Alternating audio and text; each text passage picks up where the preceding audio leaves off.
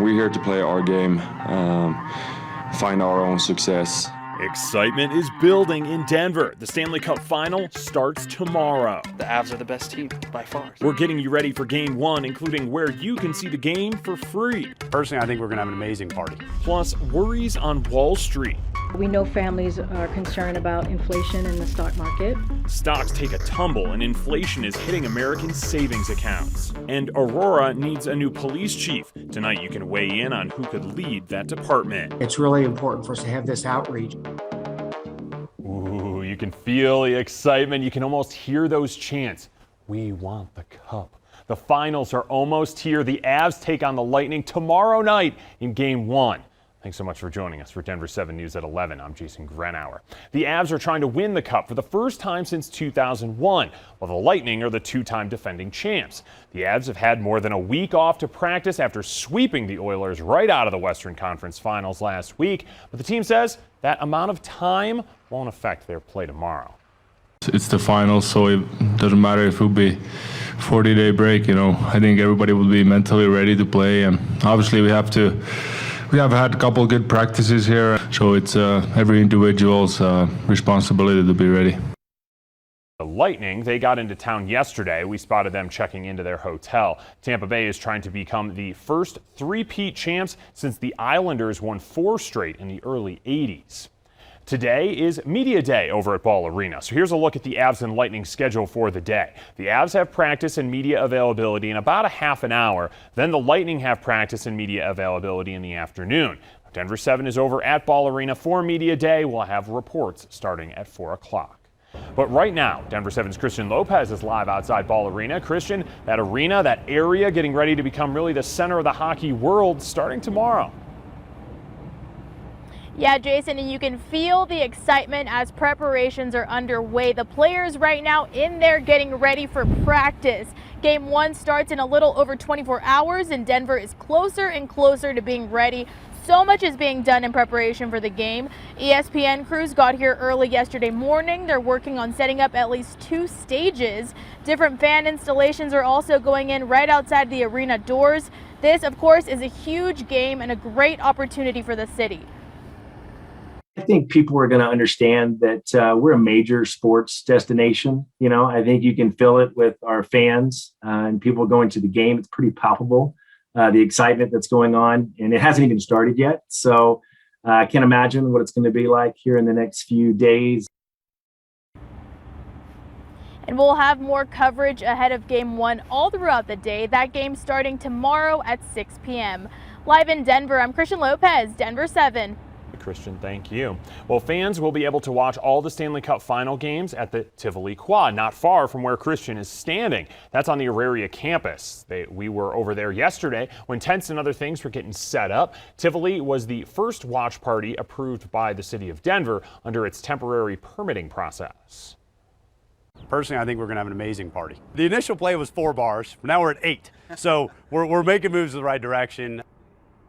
Party at the Tivoli Quad is free. You do have to pay for food and drinks. Chopper Circle at Ball Arena and McGregor Square near Coors Field also have applied to host watch parties. For the lucky fans who are going to tomorrow's game, prices are the highest in more than a decade. ESPN reports the average price is more than $1,000. That's the highest price for any Stanley Cup Final game since 2010. The second most expensive tickets for Game 1 of the Cup Finals were back in 2018. Those prices were about $950. The Stanley Cup Final features 2 teams that were the preseason betting favorites entering the season. Now, the last time 2 preseason betting favorites made the Cup Final was back in 2009 when the Penguins beat the Red Wings. Most sportsbooks have the Avs favored to win against the Lightning, but think that series will go 7 games.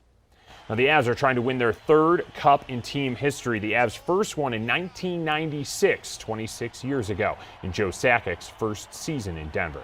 The team won the cup again in 2001. Mikko Rantanen says having now general manager Joe Sakic build this current team into a cup contender and just having him in the building, that's awesome. He's one of the best players ever, and he's won it twice.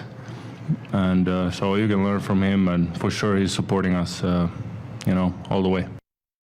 Denver 7 is your home for the Stanley Cup Final. We will have coverage from Ball Arena all day tomorrow ahead of Game 1. Our coverage starts at 4:30 tomorrow morning, then goes all the way through the day. We have a pregame show at 5:30, then the game itself right here on Denver 7, and then a postgame show that runs after the game. Other news now, President Joe Biden is going to the Middle East next month. He'll make stops in Israel, the West Bank, and Saudi Arabia.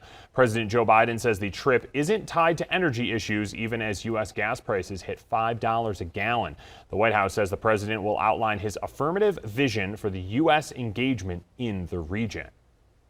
Stocks are having a hard time rebounding from yesterday's disappointing day. Wall Street started the day in the green, but the Dow is now down about 200 points. Indicators show the stocks are heading into a bear market, and investors are worried about the Federal Reserve meeting, which is tomorrow. Well, the Labor Department also reported producer prices surged by nearly 11% in the past year. Those numbers measure inflation before it reaches consumers, signaling rising prices will continue. Well, the White House says fighting inflation is a top priority. The Biden administration says the economy is tied to what it calls global challenges, like the war between Russia and Ukraine and the pandemic.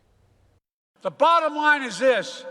I truly believe we've made extraordinary progress by laying a new foundation for our economy, which becomes clear once global inflation begins to recede.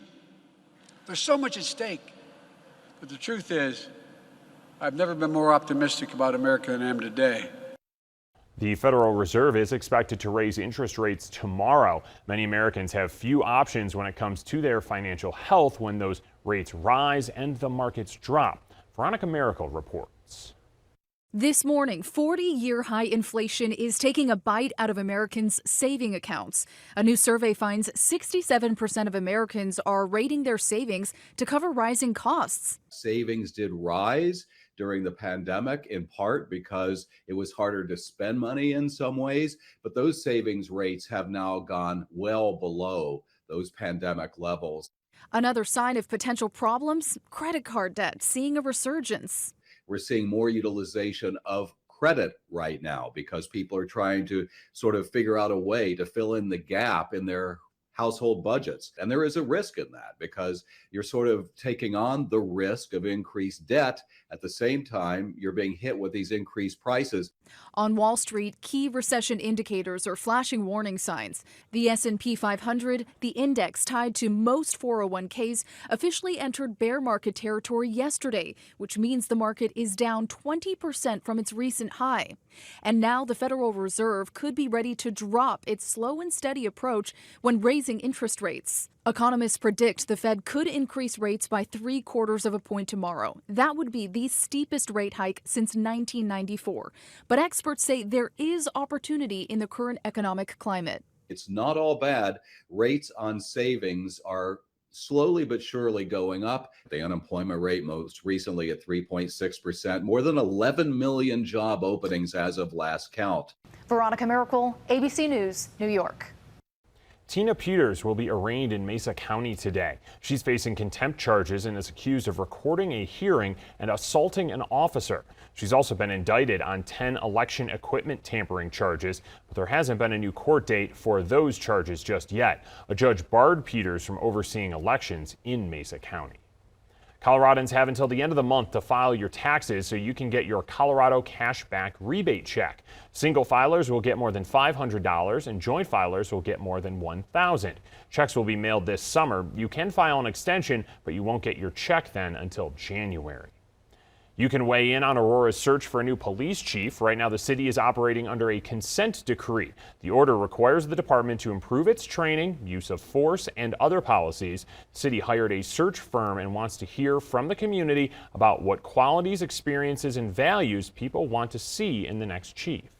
The police chief obviously is one of the most high-profile positions in city government and counted on to act, I should say, and respond to the community, sometimes in very difficult situations, but also a lot of times in very positive ways.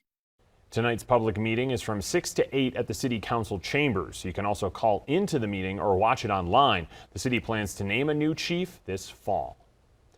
Well, the Bureau of Land Management will start rounding up horses in northwest Colorado on Friday. Officials say the area is west of Meeker. There are more than 1,300 wild horses there, but officials say the herd should have between 135 and 235 horses.